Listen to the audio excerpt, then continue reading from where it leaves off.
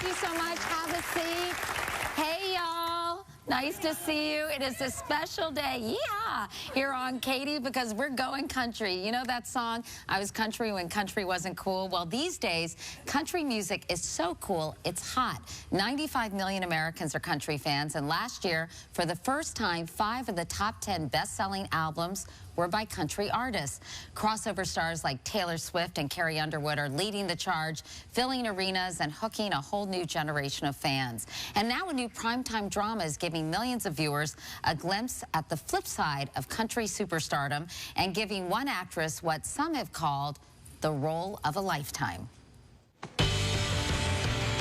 On the hit ABC drama Nashville, Golden Globe nominee Connie Britton is riveting as Raina James, a savvy, seasoned, and sassy queen of country music.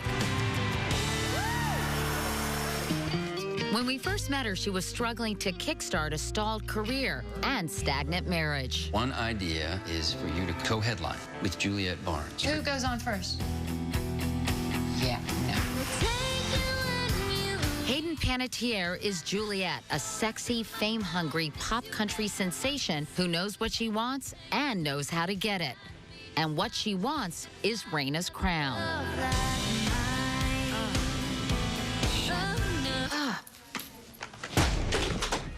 When Raina is forced to swallow her pride and tour with the young star, their Southern good manners go out the window. I could have written 3 songs in the time we've been sitting here listening to you reminisce about your glory days. Let's be clear about something right now. You are going to be on that stage because of me.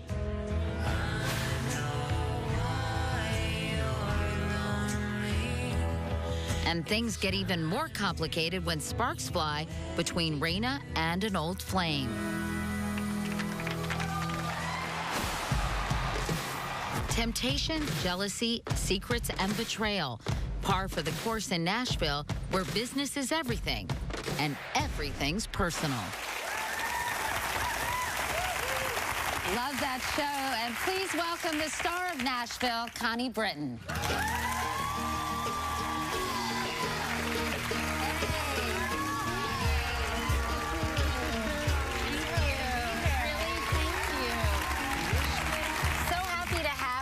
So thrilled to be here. Not to sound all creepy or anything, but I am such a huge fan of yours. Thank Congratulations on Nashville. What a juicy role, Raina James. Yeah. When you first read this, were you like, yeah, baby, I can't really wait to get my fingers on this part? Yeah, really, right from when I read the script, you know, written by Katie Couric, who's amazing. Who, by the way, is in our audience today. There she is. Callie, nice to see you. Great to have her. Callie, who brought us, by the way, Thelma and Louise, among other great projects, so she's totally cool. Yeah. Well, I had always been an enormous fan of hers ever since Thelma and Louise, and then the script came along, and really everybody, you know, my agents and all those people said, "Oh, you're not going to want to be doing this. You've got all these other things you're working on." But I just couldn't get past this exciting world that she created, this exciting character that she created, and I just kept thinking it would be so fun to dive into it. Why do you think it's so popular? What are the qualities that you think this show exudes that has people gravitating to it? I love film and TV that really dives into characters' lives and tells really complicated human stories, and that's what we get to do. And I think also, Callie, I know you lived in Nashville, Yes. and I know you go back there frequently. All the time. And it really, I think, shows a different side to Nashville, don't you? Yes, I hope so. I mean, you know, there's a lot of cliches about Nashville, and it's just so different than what the town is really like. It's a very sophisticated town, a beautiful, beautiful city. There's a lot of universities there. There's, as she was saying, all kinds of music. And so I just kind of wanted to show the world that it's so much more than people know. Than just a honky-tonk. Right, but we have those too. Yeah. And I know that you don't like, Connie, people to describe the show as sort of the old singer versus the young singer. That really bugs you. Why? It does really bug me. Well, I never... well, first of all, I don't think anybody would call you the old singer, by the way. But they have.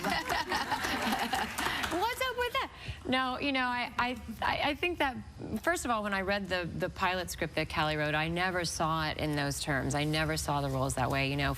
My experience is not that somehow you hit 40 and you get put out to pasture. That has not been my life experience on any level, and so it was important to me not to put that perspective out into the world. You get to do your own singing, and which, I mean, this must be so much fun for you. I know you did some singing, but you worked very hard to really hone your skills. Is it fun being able to sing all these great songs? The challenge for me in this was the singing, and also that was what excited me about it. Was I had sung a very long time ago and did not have a great deal of training, and but have always loved to sing, and so I was excited at the idea of being able to do my own singing, but also really terrified. You are in New York because we're actually going to be shooting a scene together for the show. It's my second appearance on Nashville. And she is a star of Nashville. Yeah.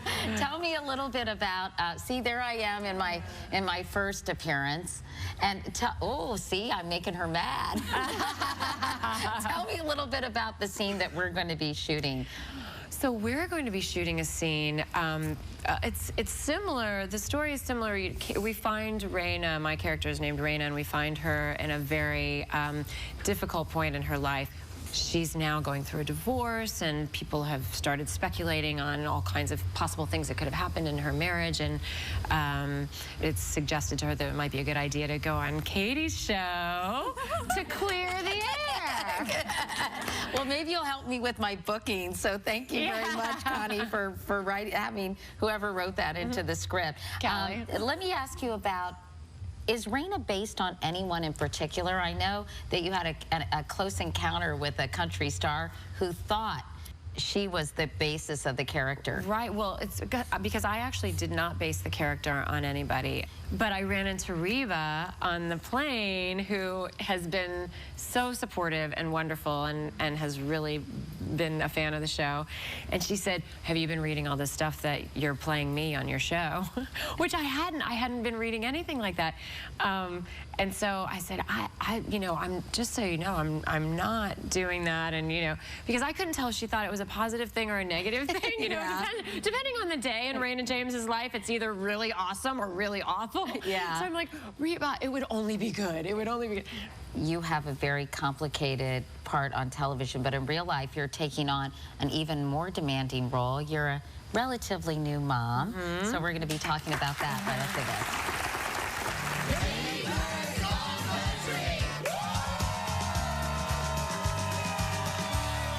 Next, who is Katie's country crush? That dude is hot. I know, and he's also a fantastic guy. Plus, Katie's heart-to-heart with Connie. Make time for other things in your life if you can. Yeah. Life advice from Katie Couric. I know.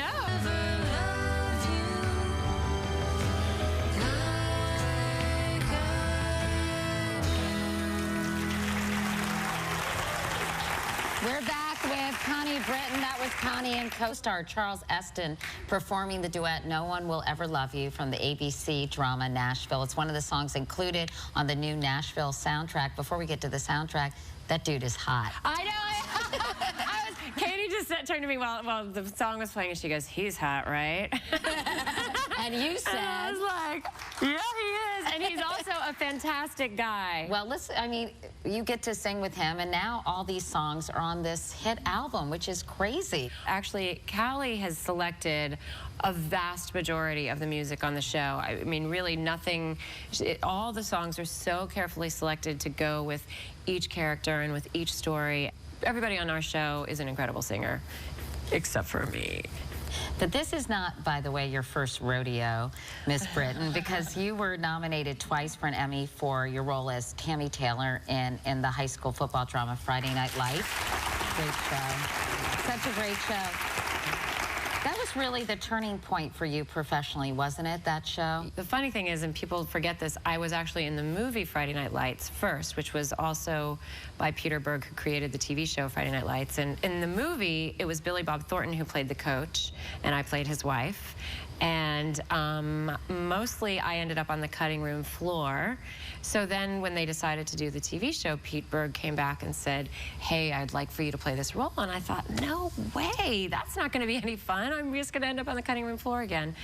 But he was really committed to making it a show where we could give these women a voice and show how important they were in the community that we were creating in this small town in Texas. And he was committed to it, and I was committed to it, and we really worked hard to create a really great character. Well, it was, I think, a terrific show, and it was followed by another show I also loved, and you must think that all I do is watch television, but it was American Horror Story, which... Can't believe you watched that. I know. Good. Well, you know, I watched it because I'm a big fan of Glee, and Ryan Murphy created American Horror Story, right? And so I was very interested because it was such a dramatically different genre from Glee. Yeah. And so I started watching it, and I thought it was fantastic, but it's very disturbing. Very disturbing. You know, that's the thing about Ryan. It's so interesting that he created Glee and then American Horror Story, because they could not be more different from one another. But what he is so great at doing is he has a vision for something that's very unique that we've never seen before, and he's just a master at turning that into reality in such a special way. Tell me about your son. You adopted a little boy from Ethiopia. His name is Yobi, is that right? Yobi is his name, and I adopted him when he was 9 months old, and it was actually while I was shooting American Horror Story. So the production was really wonderful because I had to go to Ethiopia twice in 1 month. Wow. One time to show up for a court appearance, which was very brief, but I still had to fly all the way to Ethiopia and go to this court appearance and come back. And then the second time to come home with my son. And for anybody who watched American Horror Story, that was the period when I was in the loony bin. They put me in the loony bin, and then I could go to Ethiopia and adopt my son.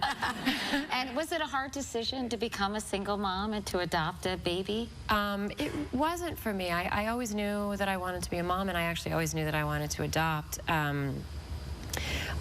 Being a single mom was a little bit of a tricky decision, only because I always thought that I was going to be doing it with a husband, and then I just got to a point where I wasn't in a relationship, and I thought, what am I waiting for? This is something I want to do. Do you think you'll adopt any more kids, or do you think... I would like to, yeah. I mean, I think that, you know, it is challenging being a single mom, a single working mom, working the kind of hours. We work crazy hours on our show. So I think I would have to wait until there's a man in my life who can help share the burden. Or well, I'm sure there's a line a mile long, by the way. I can't imagine there isn't, right? I don't know. I'm too busy to notice. Yeah, well, try to make time for other things in your life if you can. Yeah. No, that's very important. What am I doing? Getting life advice from Katie Couric. I know, but that's very, well, you know, I think you're right, and I think so much of being a mom, period, whether you're a single mom or not, is really about balance, and particularly when you're working. And so, and I mean, Callie has really watched my journey with this, because it's been such a journey of trying to find balance with all of it. Well, Connie, I'm so happy for your success, and it's such a thrill to meet you and talk to you. And Callie, thank you for being here as well. Thank you. Congratulations on the show. Very exciting, and continued success to both of you.